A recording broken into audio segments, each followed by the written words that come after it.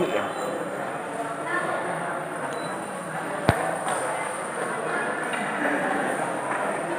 Xếp lại được chưa? Xếp lại được.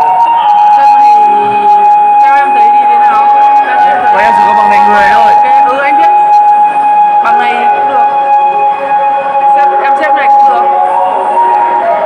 Em xếp này hoặc xếp 23, 2 trên 3 dưới cũng được. Tỉnh em chỉ được. Nó cũng không vấn đề gì lắm. Bằng này người là chỉ xếp này. Không hơn được. Nhưng mà cái này cái dưới hàng dưới hơi lùi xuống một tí là đẹp hơn này. Mai em sẽ bảo nó lùi xuống một tí, lùi khỏi cái bục xuống một tí, Đúng rồi. sẽ đẹp đúng không? Rồi mai em đóng góp nhưng mà một tí để cho nó muốn thoải mái. Tí em bảo riêng. Rồi tỉnh. Anh thích đứa nào? Tí nào quen dần. Tí ra em nhiều nhá. Được học đâu đấy.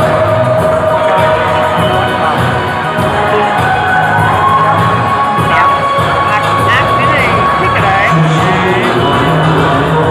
Nhưng mà em cần phải để ý lại không đều lại và thứ hai là dáng gì cả. Nhưng mà cái này nó dáng quá xấu. Dáng quá xấu. Ít người. Nhưng mà dáng nó khoảng ô gạch thôi đúng không? Em sẽ bảo dáng rồi đấy, so sánh là dáng rồi đấy. Nhưng mà em sẽ bảo dáng thêm tí. Em sẽ bảo dáng thêm tí. Cái này nó vẫn hơi bé so với sân khấu thôi. Mình ít người. Bởi vì mình ít người cho nên mình phải hơn Nhưng mà anh ngồi gần thì như thế nhưng ngồi xa nhìn xấu lắm.